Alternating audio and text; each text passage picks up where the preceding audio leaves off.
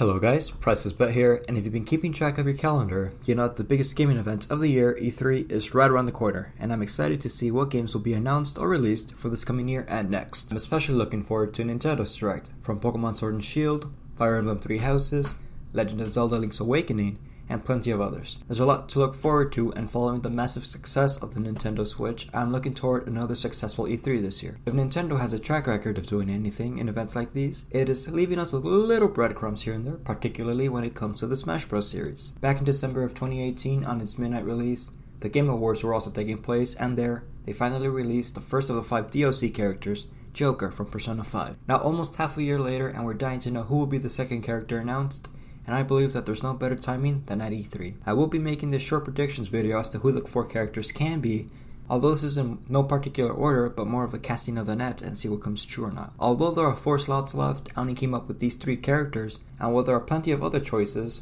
I chose these 3 characters because of the popularity, relevancy, high potential for movesets, and soundtracks from the respective games. Without further ado, let's begin. First on my list is the orange marsupial himself, Crash Bandicoot.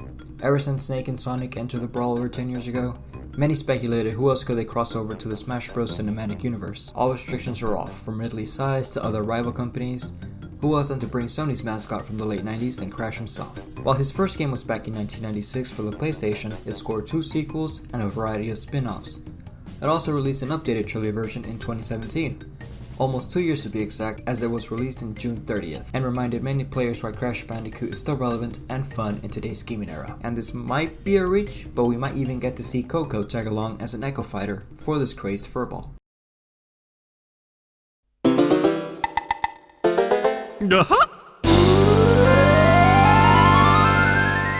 Number 2 on this list is the Bear and Bird duo, Banjo-Kazooie.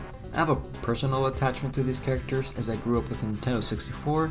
I played their games all the time. Hell, even for the Smash ballot for Smash 4, I submitted their names hoping they get in, although as we all know, that spot went to Bayonetta, as she went on to destroy the lives and souls of players all around the world, despite her plenty nerfs. Anyway, much like the previous entry, these characters also starred in the sequel, which added to their already versatile moveset, from flying, beak-based attacks, feathery defense, and egg propulsion.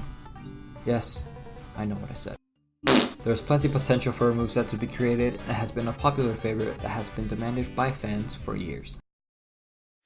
And finally, number 3 is Sora from Kingdom Hearts.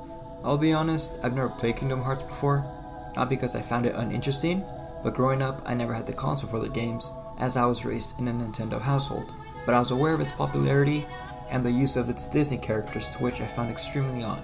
I saw the trailer for the first game back in 2002, and I fell in love with the song Simple and Clean by Utada Hikaru. If I did have a PlayStation 2 back then, this would have definitely been in my library of games. Back in January, fans finally had the chance to sink their teeth into Kingdom Hearts 3, and the game was met with high praise from both critics and fans alike. Riding this wave of momentum, and with plenty of games and various keyblades to choose from, Sora definitely is a popular choice among the fans, and might take a similar approach to Shulk when it comes to his moveset. As previously mentioned, I only talked about 3 potential additions, excluding a 4th due to how little we have to work with right now. Keep in mind that these DLC characters will be released throughout 2019 and 2020, and we don't know what might change down the road, or if a newcomer in between now and then might make a debut. But that's a big if. When the time comes, I'll give my thoughts on who the last character might be, and with that said, I'm the Priceless Bet. Thank you for watching, and have a good one.